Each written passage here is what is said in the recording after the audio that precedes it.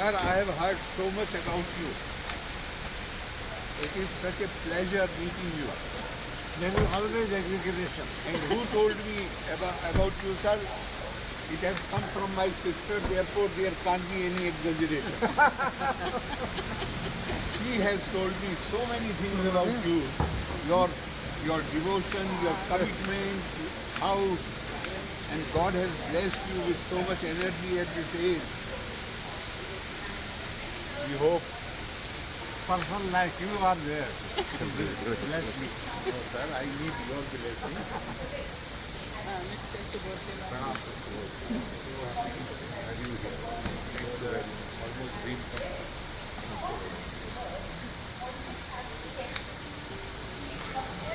He told me so much about you. All the signs is not in gold. Blessings of family first. Because what you are doing is absolutely divine work. Therefore, blessings are bound to be there. Divine blessings are bound to be there. This is our documentation योग के क्षेत्र में उन्होंने कहा था जहाँ भी आपको योग को यहाँ गया रिच कनेक्ट पुस्तकों के माध्यम से बहुत rich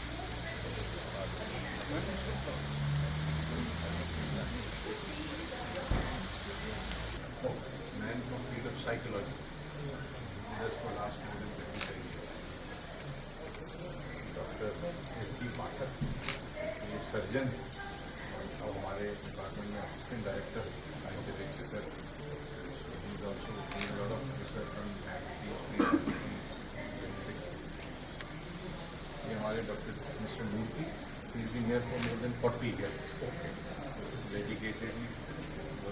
Dedicated his life. Professor R.K. Bodhe, he's been again here for more than 25 years. Man of education, value education and yoga.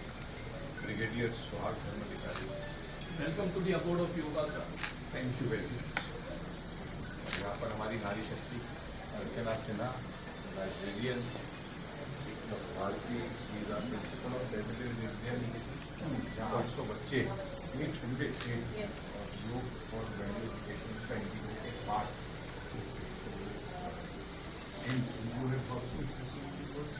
पहले सोचा था लेकिन then we realized कि रोका लोग जब बच्चे संस्कृत के विद्वान हमारे कॉलेज में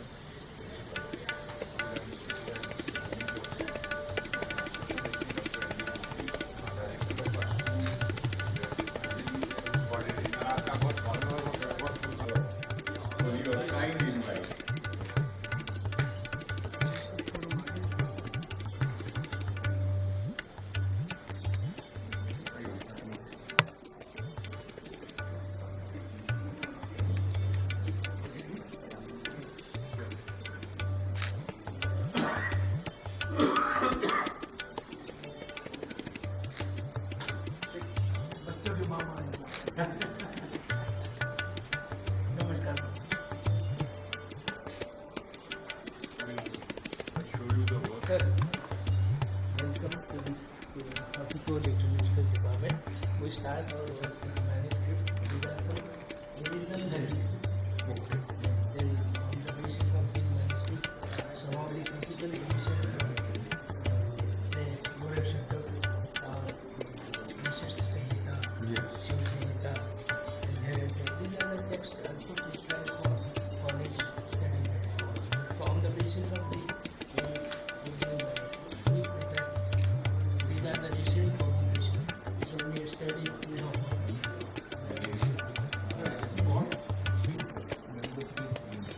narrative to this Gorak Shatak. Swamiji had because we did not have original manuscript. Swamiji enmarked that these are the 100 sutras which should be there in Gorak Shatak. Later point of time, Swamiji original manuscript in London में जब वो procure की तो देखा कि जो स्वामीजी ने mark किए थे और जो वो manuscript थी same. That is when they publicly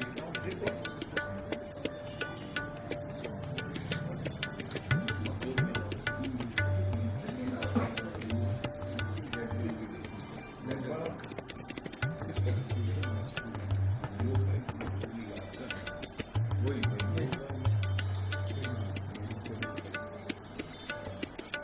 also is the one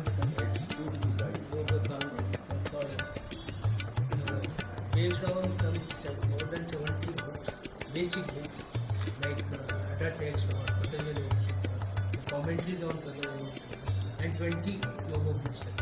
The concepts spread in all those 70 books are found here in Anthropology. So this saves the time for researcher also, for Sadiq also. So there are 7 volumes we have prepared with reference and similarly the yoga course dictionary.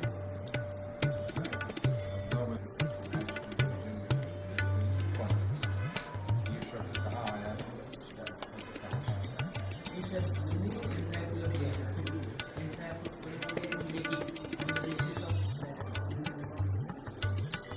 reference to context.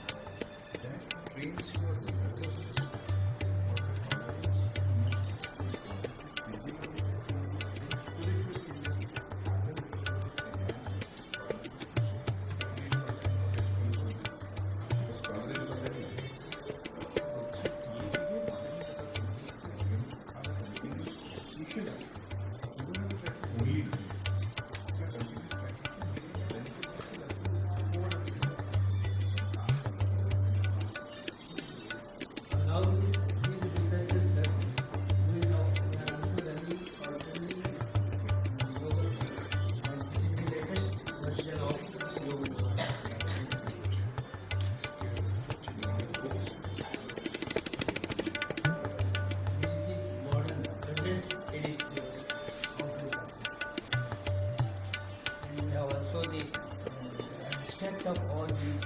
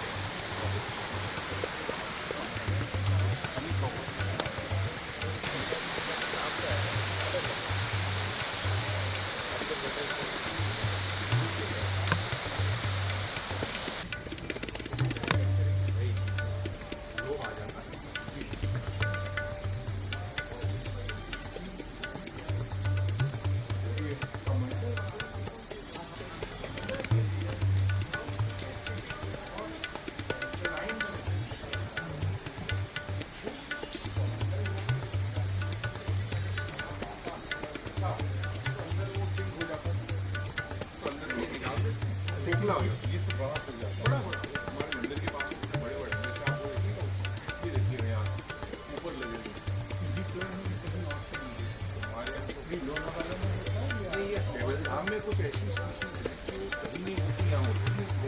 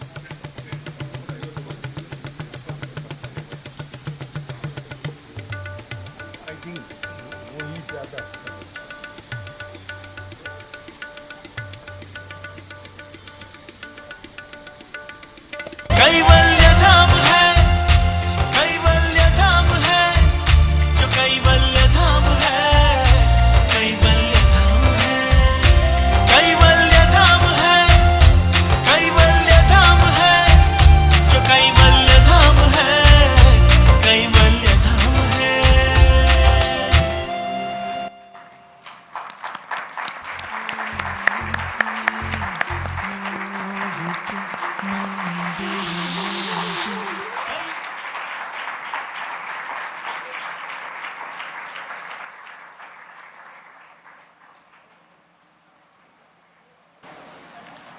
सभी से निवेदन है कि वे खड़े रहें राष्ट्रगान के लिए।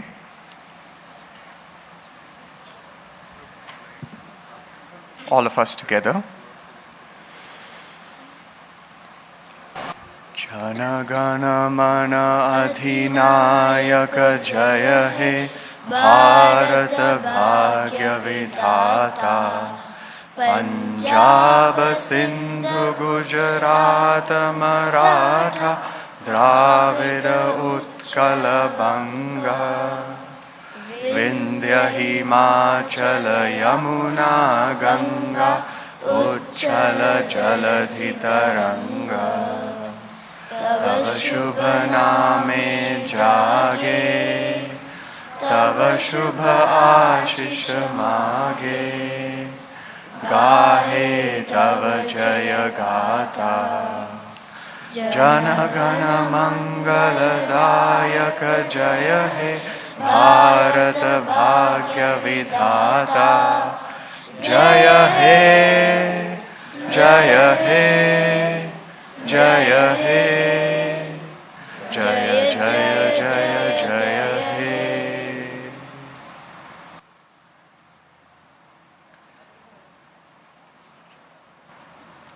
Namaskar, Pranam, Abhinandan, and welcome to the valedictory ceremony of the National Conference on the Integration of Yoga in School Education 2023.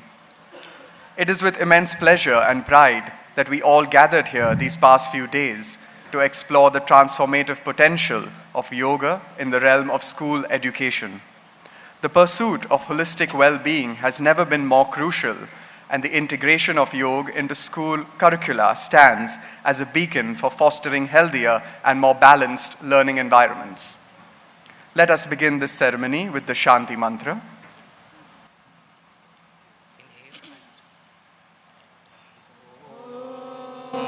भद्रं कर्णेभिः शृणुयाम देवाः भद्रं पश्येमाक्षभिर्यजत्राः स्थिरैरङ्गैः सुष्ठुवांसस्तनूभिः व्यशेम देवहितं यदायुः ॐ स्वस्ति न इन्द्रो वृद्धश्रवाः स्वस्ति न पूषा विश्ववेदाः स्वस्ति नस्तार्क्ष्यो अरिष्टनेमिः स्वस्ति नो बृहस्पतिर्दधातु ॐ सहना भवतु सहनौ भुनक्तु सह वीर्यं करवावहै तेजस्विनावधीतमस्तु मा विद्विषावहै ॐ वाङ्मे मनसि प्रतिष्ठिता मनो मे वाचि प्रतिष्ठिता मा विरावीम एधि वेदस्य माणिस्त श्रुतं मे मा प्रहासीरनेनाधीतेन होरात्रान् सन्दधामृतं वदिष्यामि सत्यं वदिष्यामि तन्मामवतु तद्वक्तारमवतु अवतु माम् अवतु वक्तारमवतु वक्तारम् ॐ आप्यायन्तु ममाङ्गानि वाक्प्राणश्चक्षुः श्रोत्रमधो बलमिन्द्रियाणि च सर्वाणि सर्वं ब्रह्मोपनिषदम् माहं ब्रह्म निराकुर्यात् मा ब्रह्म निराकरोद निराकरणमस्व निराकरणं मे अस्तु तदात्मनि निर्तेय उपनिषत्सु धर्मास्ते मयि सन्तु ते मयि सन्तु ॐ पूर्णमदः पूर्णमिदं पूर्णात् पूर्णमुदच्यते पूर्णस्य पूर्णमादाय पूर्णमेवावशिष्यते ॐ शान्ति शान्ति शान्तिः.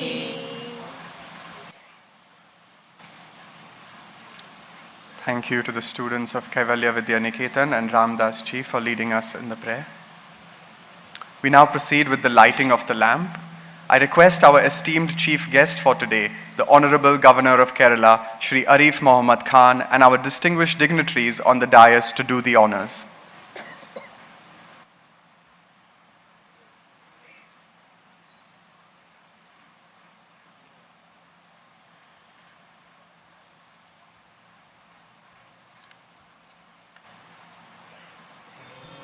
चरणं पवित्रं विदतं पुराणं येन पूतस्तरति दुष्कृतानि तेन पवित्रेण शुद्धेन पूता अतिपापमानमरातिं तरेम लोकस्य द्वारमर्चिमत्पवित्रं ज्योतिस्मद्भ्राजमानं महस्वत अमृतस्य धारा बहुधा दोहमानं चरणं न लोके सुदितां दधातु नमोऽस्तु नन्ताय सहस्रमूर्तये सहस्रपादाक्षशिरोरुवाहवे सहस्रनाम्ने पुरुषाय शाश्वते सहस्रकोटियुगधारिणे नमः.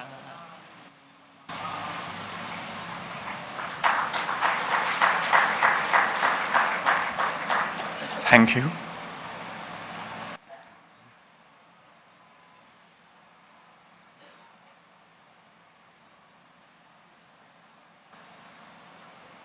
I now invite Joint Director of Research, Scientific Research Department of Kaivalyadhama, Dr. R.S. Bhogalji, for the welcome address.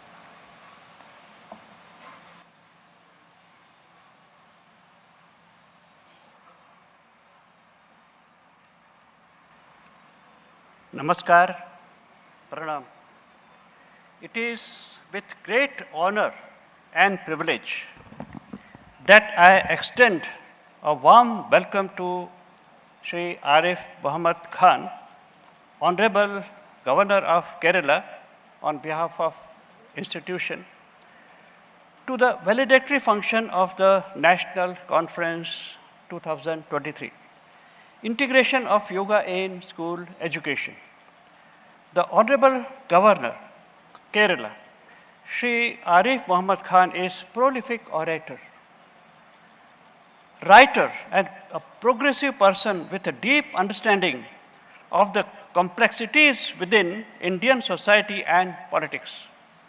Sir, we are delighted to welcome you to Kaivalyadhama. I also welcome, we are indeed elated to have you here. We all are inspired with your presence, sir. I also welcome to Dr. Satbir Bedi, Chairperson of Punjab Education Board. A warm welcome to our Chairman, Dr. O.P. Tiwari ji, and also to each one of you to the valedictory function of the National Conference 2023. Over the past 2 days, our collective journey has been one of the deliberations, many deliberations and resolutions. We have engaged in thought-provoking discussions, shared innovative ideas, and gained profound insights into the potential impact of integrating yoga into the very fabric of our school education system. The ancient wisdom of yoga, with its emphasis on physical well-being, mental clarity, and spiritual harmony, resonates profoundly with the needs of our modern education system. The diverse perspectives shared during the conference have illuminated the various ways in which yoga can be seamlessly woven into the school education, school curriculum, fostering not only physical health but also nurturing the emotional, intellectual, and spiritual well-being of our students. On this occasion, I once again welcome our chief guest, Shri Arif Mohammed Khan, to the valedictory function. Your presence has added immense value to this occasion. Now, I request our chairman, Dr.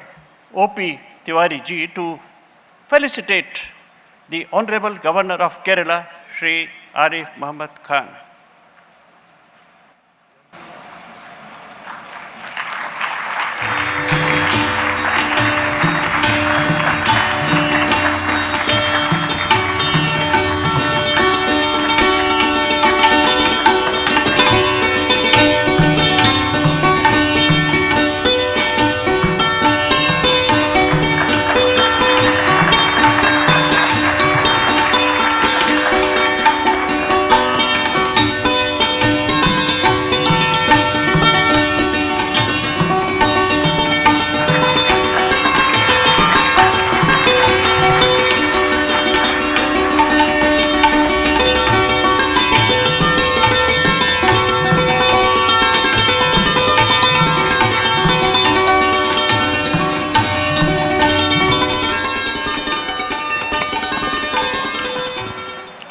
Thank you, sir.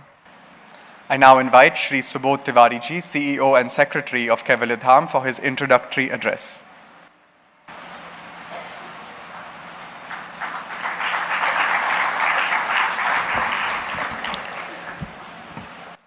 Namaskar and pranams to all of you who are gathered here. We are indeed delighted to have Shri Arif Mohammed Khan ji, Honorable Governor of Kerala, with us on this valedictory function of the National Conference, and this function which marks the celebrations of the centenary year of Kaivalyadhama, Lonavala. Kaivalyadhama celebrates the thriving existence of 100 years, and we have been an institution with a very clear vision laid down by our founder, Swami Kaivalyadhama. Swamiji had said, the principal ideal of Kaivalyadhama is the coordination of spiritual phenomena of yoga with modern science, with a view to evolve a philosophy what would perhaps satisfy majority of mankind. Kaivalyadhama celebrates the centenary year with a dimension to create larger awareness, enable policy implementation, and launch new projects which will benefit the masses. As of now, while we have initiated the celebrations, we have already conducted a pilot study which laid down very positive impact on yoga for special children. And as part of that, we have already conducted 2 batches of teachers of special educators, and 3 more batches are coming as far our commitment is concerned for reaching yoga to the special children. We launched the Yoga Kala Utsav, wherein young minds find innovative ways to connect to yoga with painting, music, and dance and photography. This will now happen every year on the foundation day of Kaivalyadhama. Sir, we are inaugurating the first phase of Justice M.L. Paintse's Center for Cancer Survivor and Lifestyle Condition on 10th of this month at the hands of Honorable Chief Justice of India, which is again based on our research of last 5 years to positively affect the quality of life of cancer survivors. This national conference is the testimony of deliberations with wide variety of stakeholders, including principals, teachers from various parts of India, scientists from BARC, and we also see yoga teachers as far from Nagaland, whom I just met in the morning, which encourages us that yes, they are interested to take yoga forward. We plan to reach out to jail inmates, workers in the industrial areas, school teachers, institution of higher learning in our coming centenary celebrations. We have scheduled workshops in 100 countries across the globe to promote yoga and mental health. We have scheduled Bharat Yoga Mala, where we plan to conduct workshops on yoga and mental health across the universities in India. And we would earnestly request you, sir, as Honorable Governor, who is also the Chancellor of the universities, to help us with promoting of yoga for mental health in Kerala.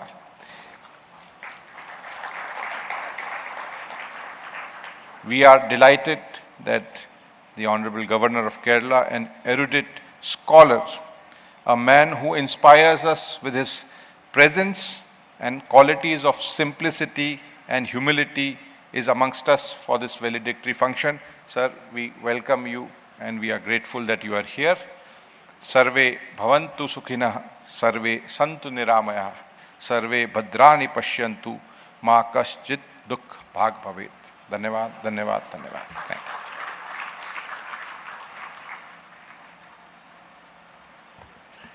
Thank you, sir. I now request Dr. Shri O.P. Tiwari ji, Chairman of Kaivalyadhama, for his address.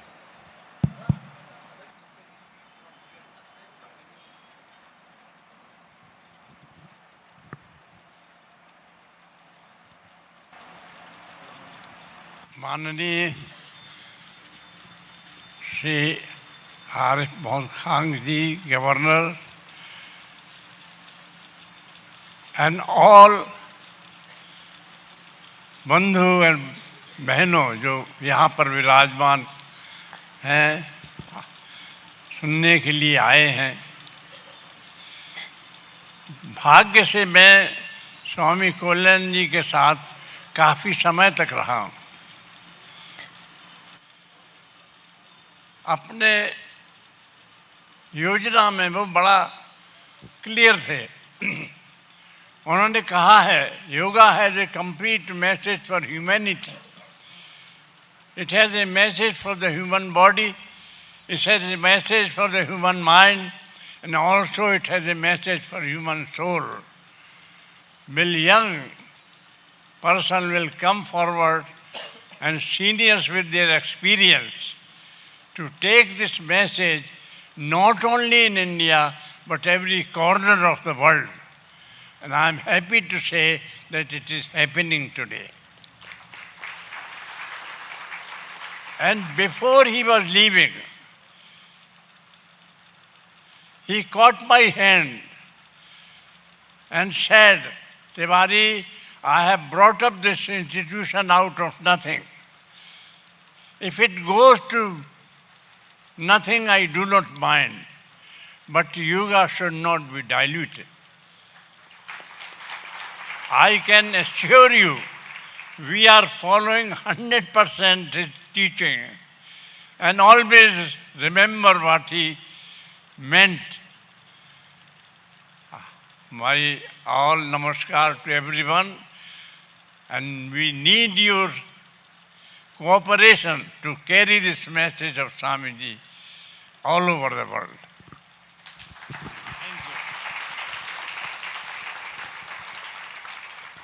Thank you, sir. I now request Dr. Satbir Bedi, Chairperson of Punjab Education Board and retired IS officer, for her presidential address.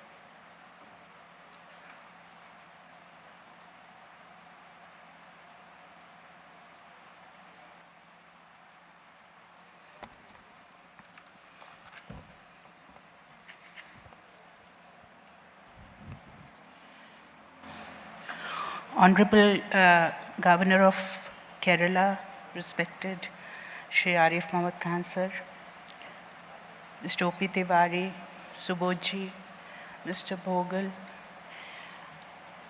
It's an honor for me today to address this gathering at the concluding ceremony, especially in presence of Mr. Arif Mohammed Khan, who has been my role model, who is everybody's role model, and the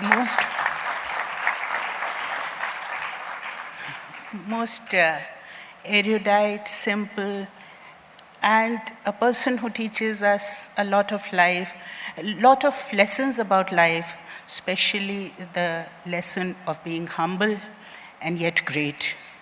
So thank you for this opportunity. I cannot express in words what I feel at this moment. This conference brought forth immense experience and thought from various speakers, sir. Kaivalyadhama is indeed the place where the discussions in bringing yoga extensively to school education should have taken place. We have had deliberations on cultural synthesis, teacher training, personality development, and whether yoga is a competitive activity or not. So these thoughts have taken place, and Kaivalyadhama in its 100th year, these are the centenary celebrations as we are all aware, is a mature institution. And this is the institution where handling, hosting, and propagating of such thoughts could have taken place. I'm indeed very, very proud to be a part of these deliberations. The speakers brought out the various aspects of the importance of yoga in school education.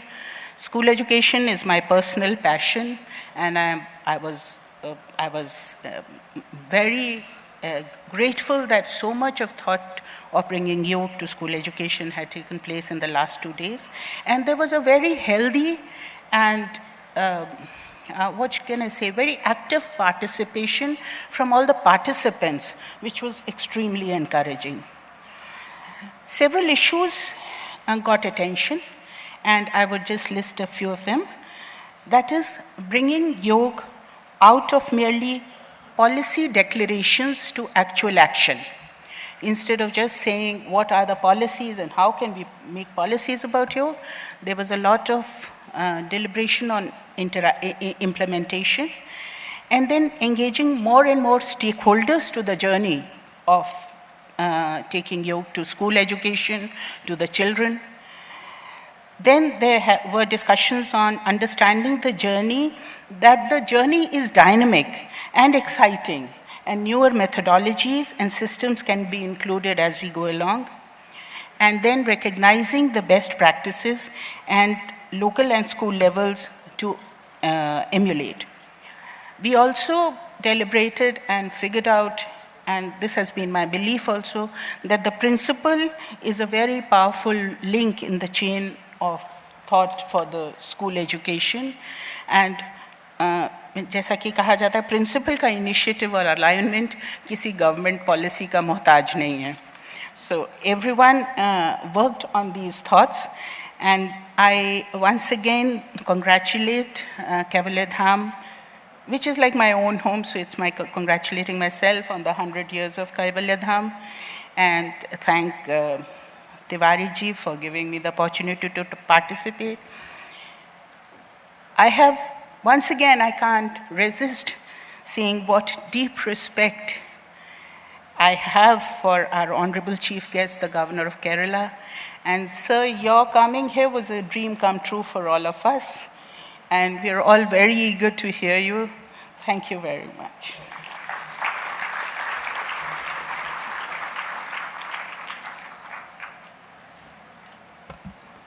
Thank you very much, ma'am. And now I request our esteemed chief guest, the Honorable Governor of Kerala, Shri Arif Mohammed Khan, for his address.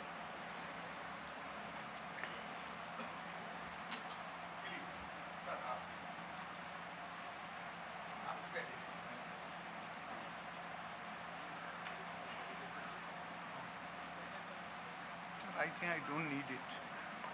Or do you need it? थोड़ा ऊंचा कर दीजिए इसको. Doctor Shri O.P. Tiwari ji, chairman Kaivalyadhama, doctor Subodh Tiwari ji, secretary and CEO, doctor Satbir Bedi, IAS, chairperson Punjab education board, doctor Arif Bhogal, joint director research, Kaivalyadhama, ladies and gentlemen, my respectful naman to all of you. First, I would like to express my deep gratitude for the honor which you have done me by inviting me to address this valedictory session of the National Conference on the important subject of integration of yoga in school education, which you are organizing with the support of Ministry of Ayush and Govindram Seksaria Foundation. First, I must extend my heartfelt greetings to all those who are associated with this great institution, Kaivalyadhama, because you are now celebrating significant milestone of 100 years of service to humanity.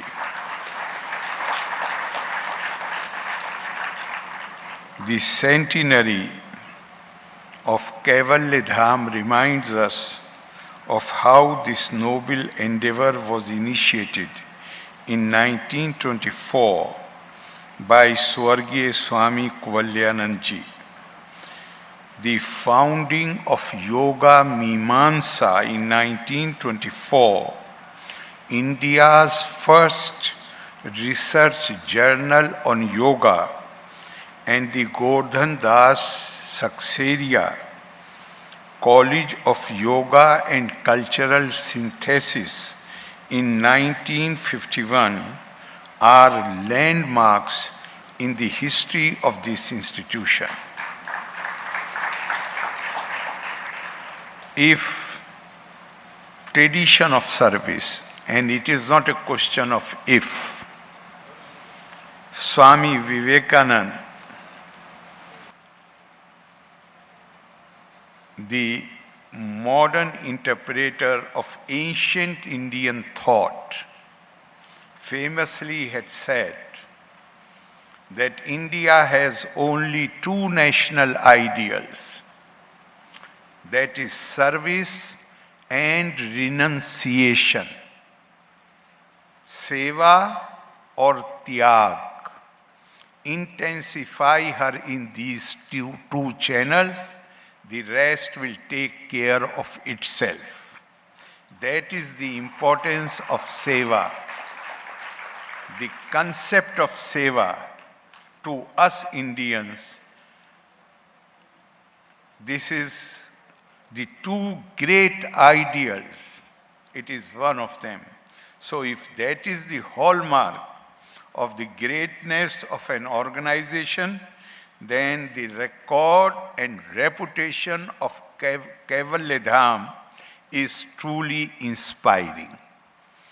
We are all aware of how on 31st August, in fact, just now when I was going through the history gallery, there you have printed, you have posted the printed speech of Shri H.V. Kamath, who, while speaking in the Constituent Assembly on 31st August 1949, heaped praises on this institute while he was pleading for government support to scientific research in yogic studies.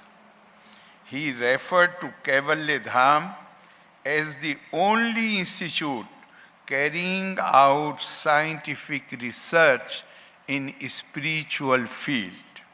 He said, and I quote, "With the advent of freedom and the dawn of Indian Renaissance, I have no doubt in my mind that our spiritual culture, our ancient culture, must be revived not in one direction, but in all possible directions."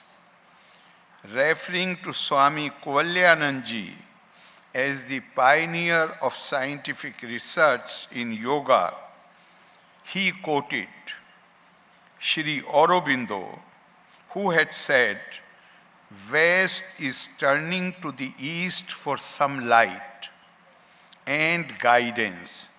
And if the East fails the West today, then the world is doomed."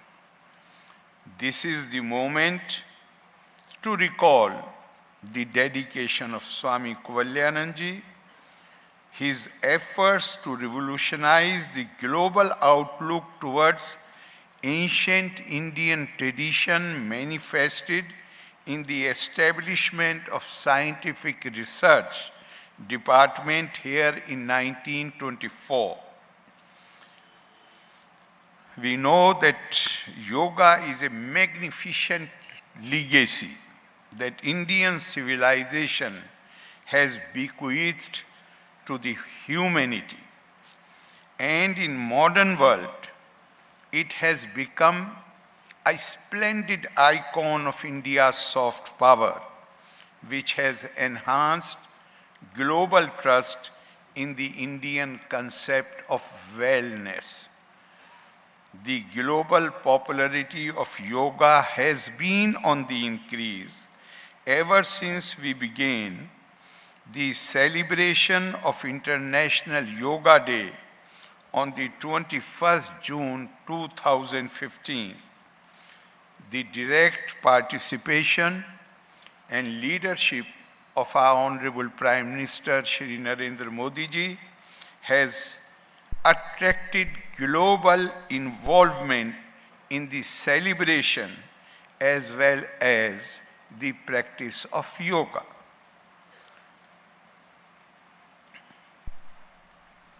Yoga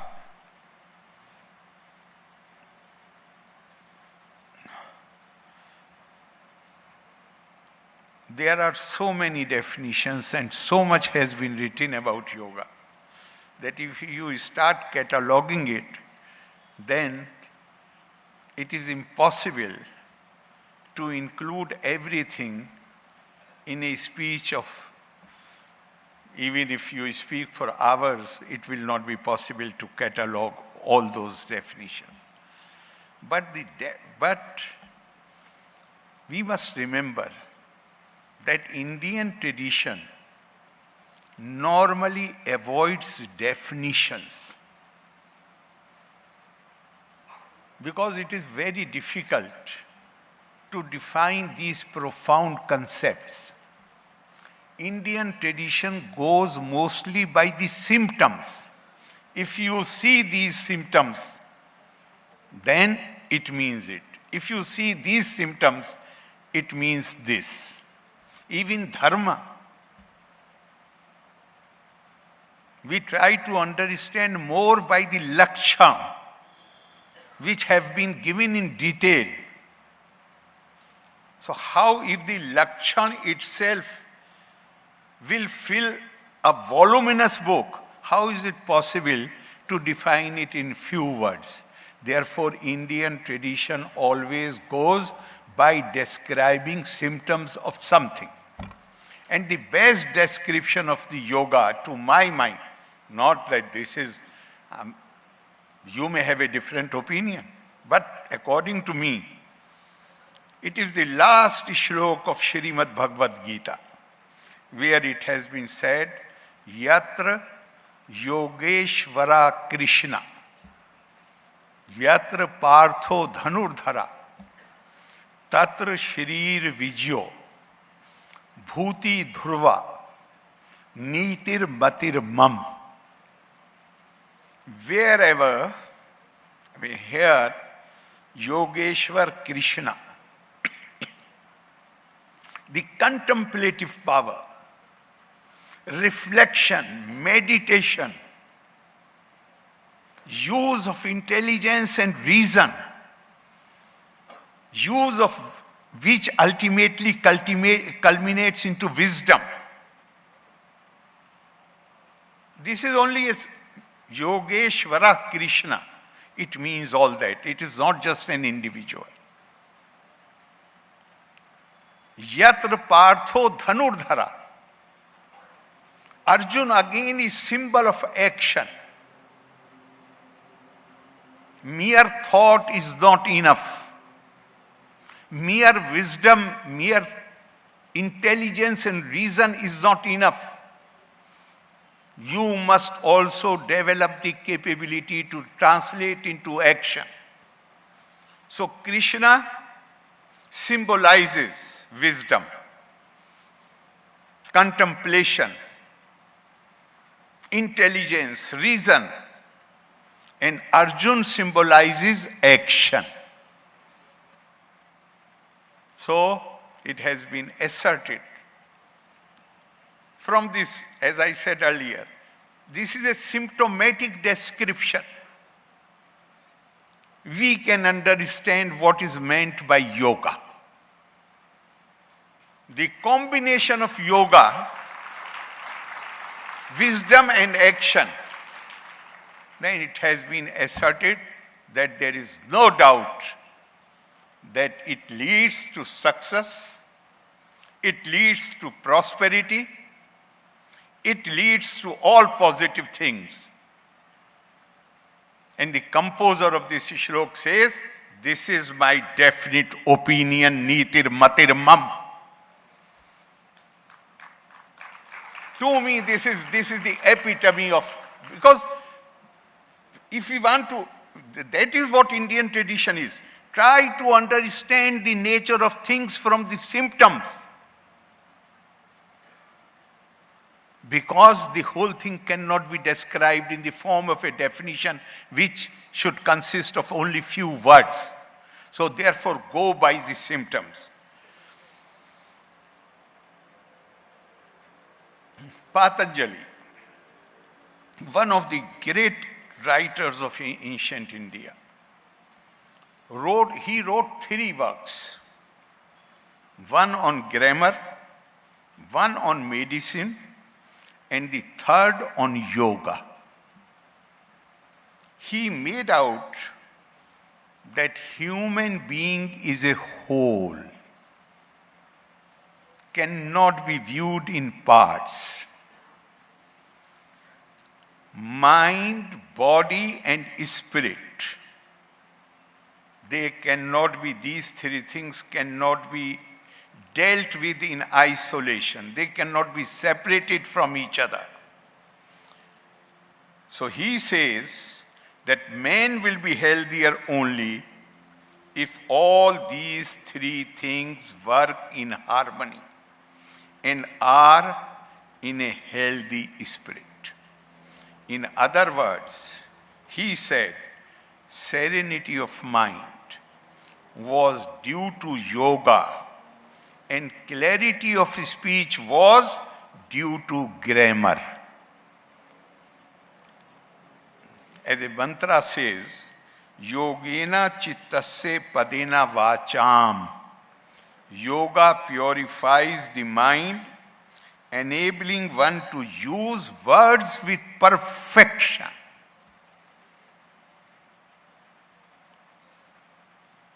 Even,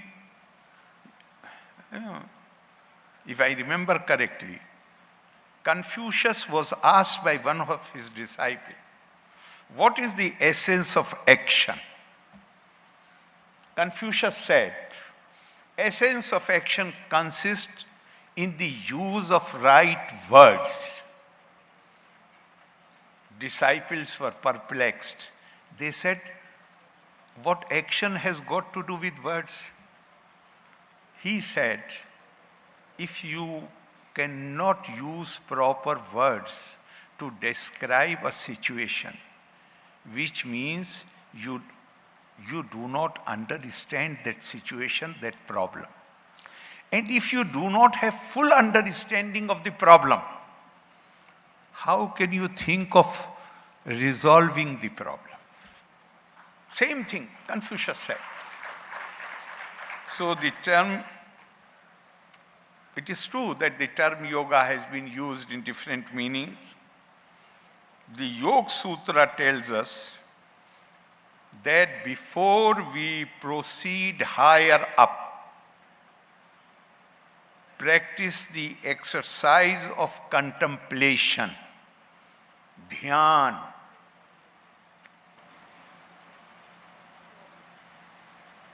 And other similar things. We must have the physical fitness. Again, something comes to my mind. Sorry, it is becoming a bit longer. A young student came to Swami Vivekananda. He was very thin and pale looking. On the face of it, looked very unhealthy. And he sought Swamiji's advice how to study Gita and understand its provisions. Swami told him that you don't waste your time on the study of Gita, you go and play football. First, you should improve your physical fitness. Then it will become much easier for you to study Gita. He was not discouraging him. He was telling him that this is a prerequisite. You should have a healthy body. Then your mind will work in a healthy manner to grasp and realize what you are concentrating on.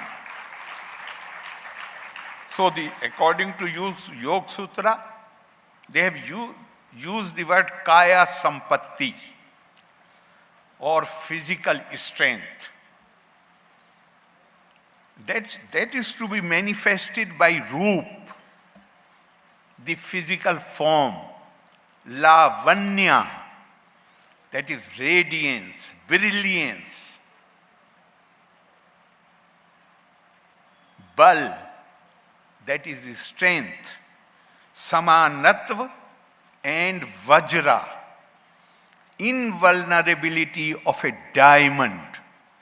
In other words, our physique must be sound before we can adopt or we can proceed to higher stages of meditation and contemplation. That is how the Yoga Sutra defines the purpose of physical development. Health is wholeness, wholeness meaning that every side of our nature should be actually developed. The physical dimension of yoga, we all know, and it has been said, it has been highlighted so much. We have been told, Sharir Madhyam Khalu Dharma Sadhanam. This body, Kaya, is the mean to attain spiritual realization or glorification. But everything depends.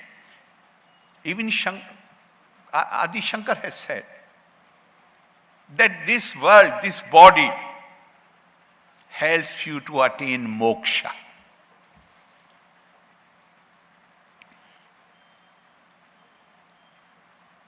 Etymologically, the word yoga, there is no need to discuss this, but I find it very interesting and very, very pregnant expression. It is derived from the Sanskrit word yujir, meaning to unite or integrate diverse elements. So, this union of integration of Atma, consciousness with the cosmic or divine supreme, that is Paramatma. When you are able to integrate Atma with Paramatma, and this cannot come suddenly.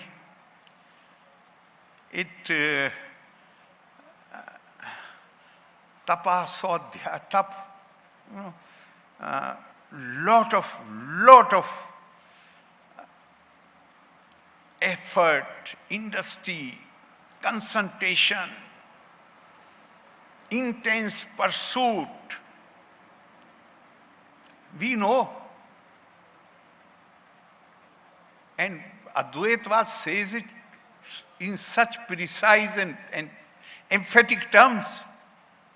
Swami Vivekananda says, my mission can be put into very simple words. I want to teach unto mankind their divinity. He did not say that I want to make people divine. He says divinity is inherent in every being. They are not conscious of it, not aware of it.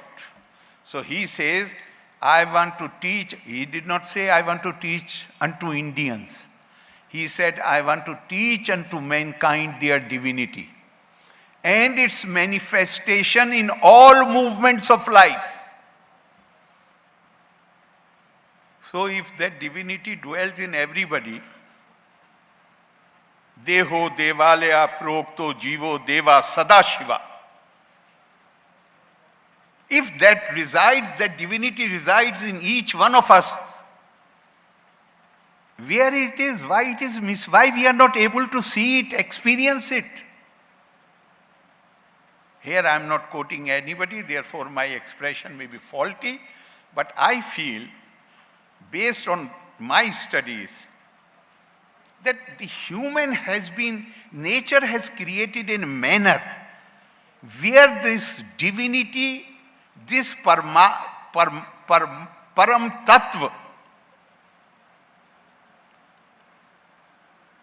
it lies buried in our inner being under the layers of Aham. Brahm lies buried under the layers of Aham. What is tapasya? Tapasya is, and this is not one or two layers, innumerable layers. So what tapasya is? Tapasya is when you are able to concentrate and succeed in removing the layers of ahem, ego, one by one by one by one. And then that Param Tattva comes out. For that tapasya, first thing is physical fitness. Second thing is contemplation. In fact, Swami Vivekananda says, he uses the term yoga, not for asanas, not just for contemplation. He says, this is the whole of dharma. Yoga is whole of dharma. And we must never forget that the highest Indian ideal, highest Sanatan ideal is ekatmata.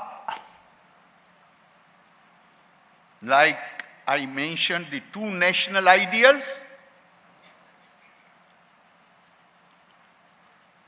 even the aim of those two ideals is to attain the status of ekatmata. What is ekatmata? Somebody asked this, normally, even among our 6 schools of philosophy, there is one school of philosophy which subscribes to this view which I am going to talk about. Normally, generally, people believe that the purpose of life is pursuit of happiness.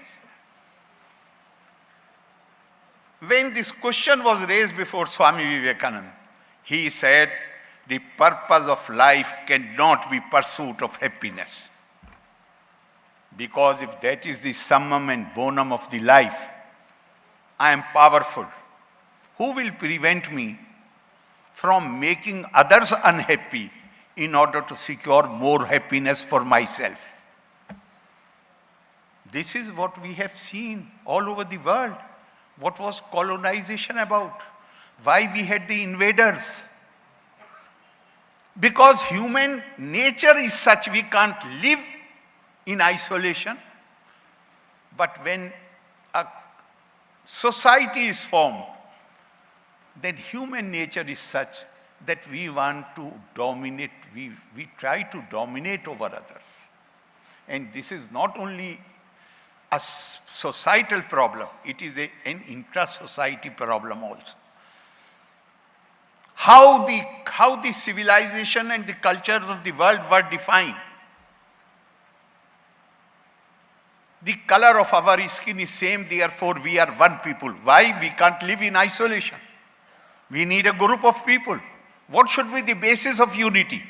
The basis of unity is that the color of your skin and my skin is same. What about those whose color is not same? They are others. If they are others, we have a wish to dominate over them. We are one society. Why? Because we speak one language. What about others? They are others. Lower beings. And we have a right to exploit them. You and me, we share the same religious belief. We belong to the born, not belong. People are born into faith tradition. We have been born into the same faith tradition and we give expression to our faith in the similar manner. Therefore, we are one. What about those who do not belong to this tradition? They are others. Somebody used the word pagan for them. Somebody used the word infidel for them. Somebody used the word kafir for them. Somebody used the word millet for them. But they are others. And the moment there is other, you feel, I have a right to, if I can, I will dominate over the other. If I can, I shall exploit the other to my advantage. I am not exonerating our society from many wrongs which we have committed. But there is nothing wrong with our foundational virtues. The Indian culture and civilization has not been defined either by color of the skin or by the faith tradition or by the language. It has been defined by Atma.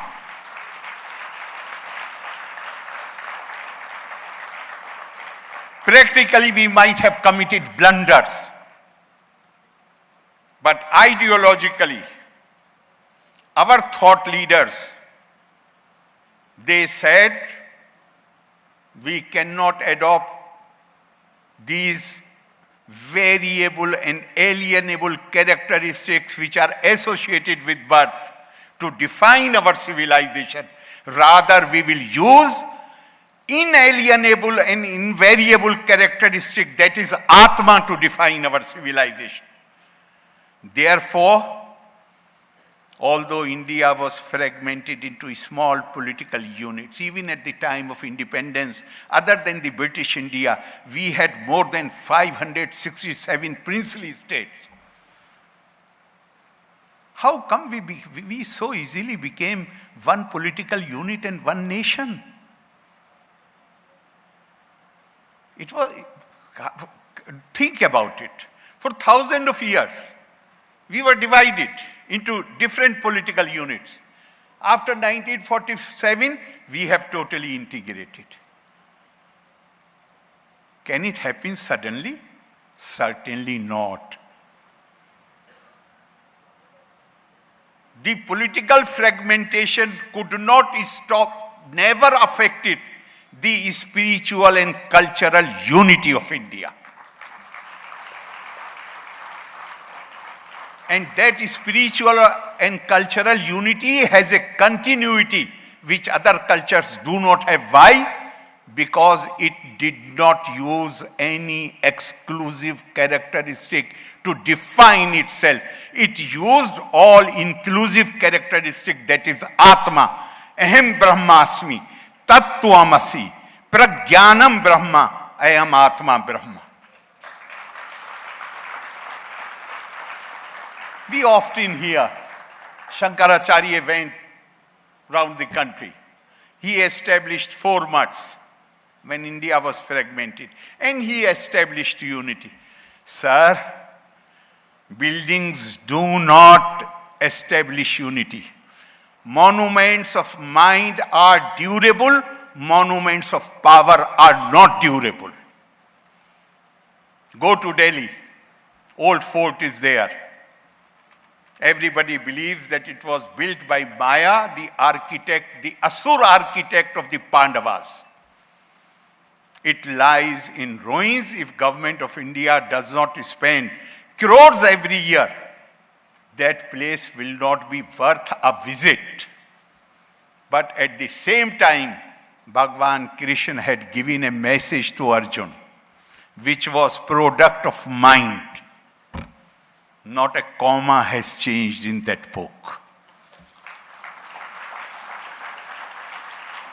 Gurudev Rabindranath Tagore said, India cannot attain true independence unless it is recognized that her foundation is in mind, which with its diverse powers and confidence in those powers goes on all the time creating Swaraj for itself. Civilizational growth, cultural growth, growth of human resources, this is not a one-time event. Not even political independence is a one-time event. This is a continuous process. We have to be awake, we have to be steadfast, we have to be vigilant. Then only, you know why India suffered? Even before medieval times, India was recognized as knowledge hub. The Arab historians, Renaissance had not even taken off. Europe was living in dark ages. But Middle East, Baghdad had become center of intellectual activities. And the 9th and 10th century or 11th century Arab historians, what they have written, each one of them, right from Tabari to Ibn Khaldun, they have, each one of them has written history of the world. Somebody has 8 volumes, somebody has 9 volumes, somebody has 11 volumes. And each one of them says, there are 5 great civilizations in the world. The Persian civilization is known for its majesty. Chinese for their craftsmanship and obedience to the rulers. Romans for their beauty and chivalry. And Turks for their bravery. Indian civilization is the only civilization which promotes knowledge and civilization. Therefore, it is knowledge civilization. Despite being knowledge civilization, history has been very cruel to us. Why history has been cruel to us? If I quote Swami Ranganathananda, he says that we were a knowledge civilization. And knowledge means not only tapa, swadhyay, nirittam, ever devoted to the pursuit of knowledge, but knowledge tradition also means, in Upanishad this question has been raised, what is tapa? And the answer given by the Rishi is, tapa is swadhyay, acquisition of knowledge, plus pirvachan, that is dissemination of knowledge.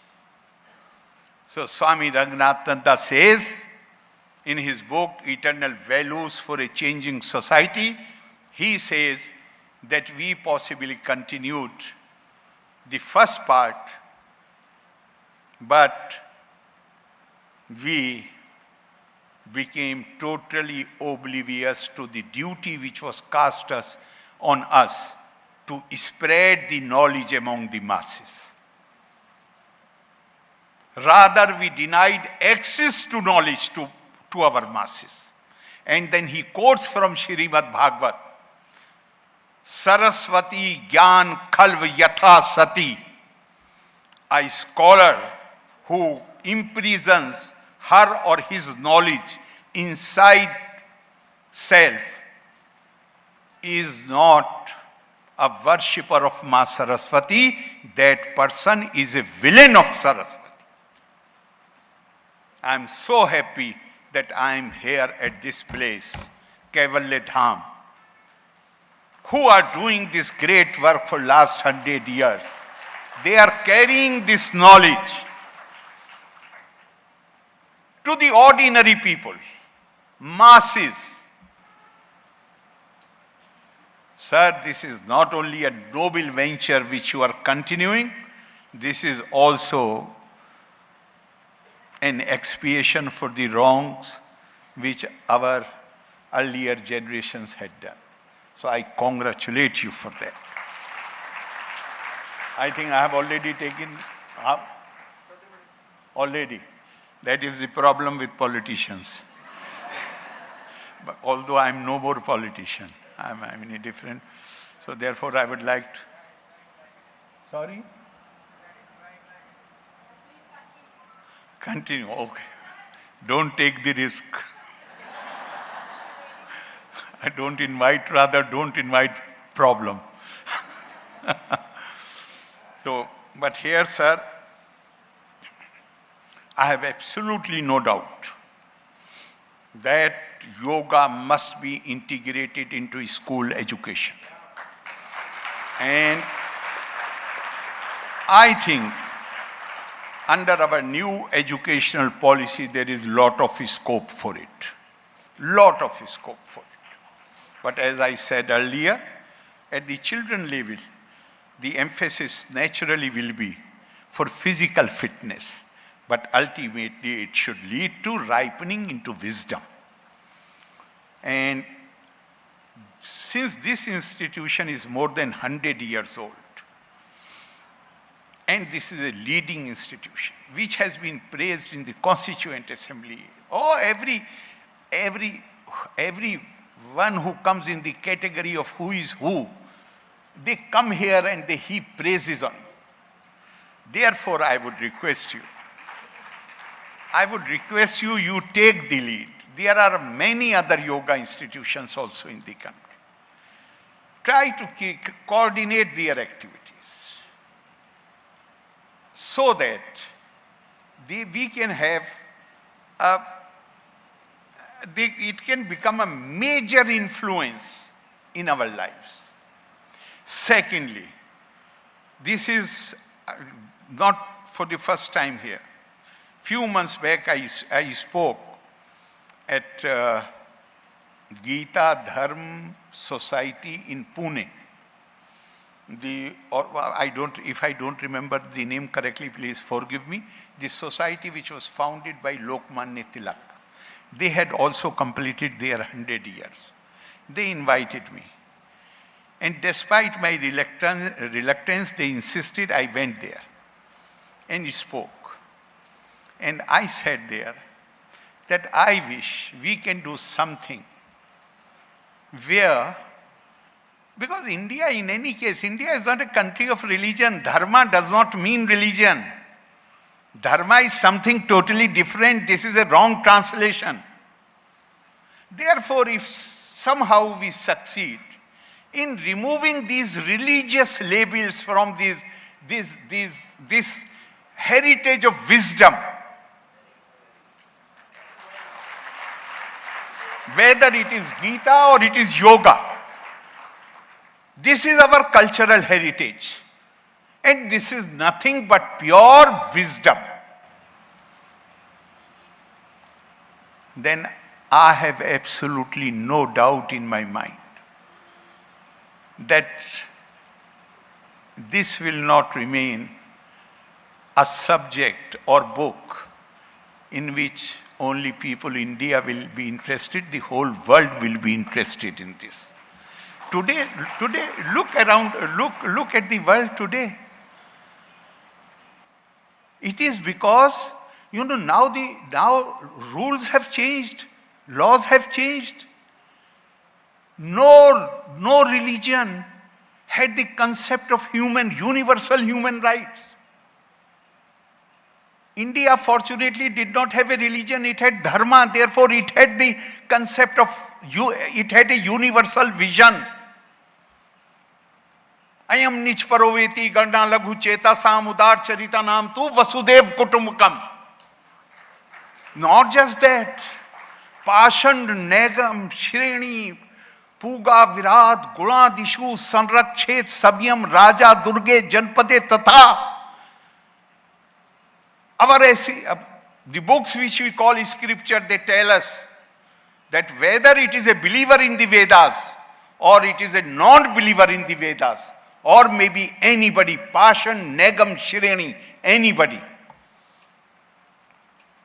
it is the duty of the government to provide equal protection to everybody.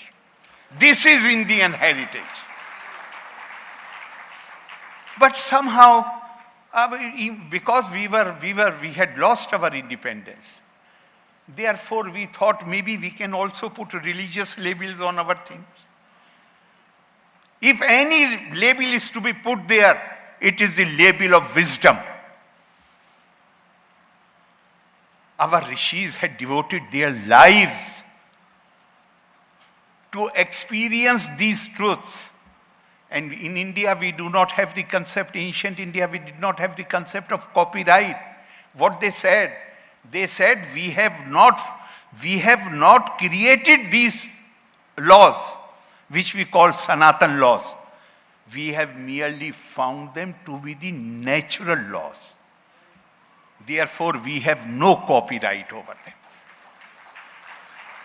So I hope, in order, as I said, look at the world. Sometimes it appears as if we are heading towards the Third World War. And today humanity is armed with the advances which have been made in science and technology. You have the power today. The nuclear arsenal of one country alone is enough to destroy all mankind. Why it is happening? Despite having the United Nations Charter of Human Rights, our DNA is influenced by our old thinking that there are others. India is the only civilization which does not have the concept of other. In fact, not only human beings. Look at the old democracies. They are much older than us. We are an ancient civilization, but a young republic. There are other democracies. They did not give voting right to women. They had to struggle for decades, for centuries. In India, we had only 17% literacy, and we gave the universal franchise. Why? Because our leaders were better than other leaders? No, human beings are all alike. Their culture allowed them to make the distinction. Indian culture did not allow our leader to make the distinction between the two. Not only between men and women, but we see Atma even in this tree. We see Atma even in the dog. We see Atma. Vidya, Vinay, Sampanne, Brahmine, Gavi, Hastini, Shuni, Chaib, Shwapake, Cha Pandita, Samdarshina. We have to see everybody. Europeans believed till last century, they believed that women and black people do not have soul, they do not have Atma. Therefore, we can exploit them. Our culture does not allow us to exploit even animals. I hope we become, as our Prime Minister has said, we become more aware of our culture. We have more respect for our culture. And the respect can be shown only if we translate these cultural values into practice. And then India can not only help itself, but can show the way to the whole world. Loka samasta sukhino bhavantu. Thank you very much. Jai Hind.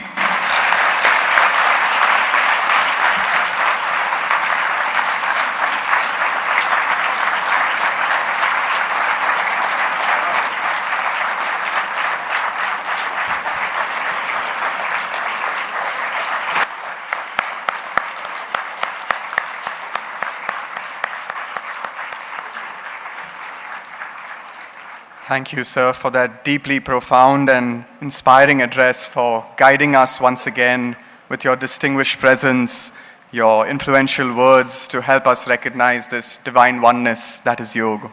Thank you, sir, for this divine direction, once again, for being with us here in Kaivalyadhama for this historic occasion. Requesting everyone to please rise for the national anthem. All together.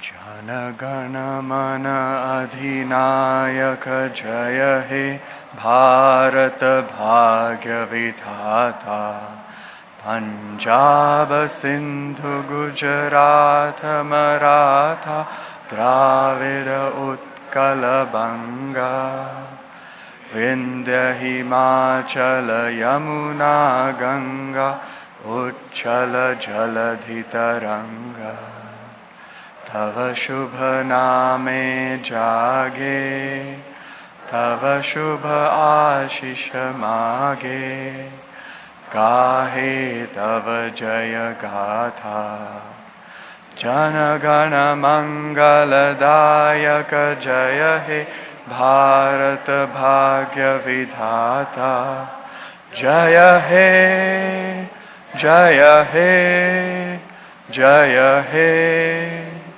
Jaya Jaya Jaya Jaya He. Jai. Jai. Jai. Request all to please be seated as the governor is escorted.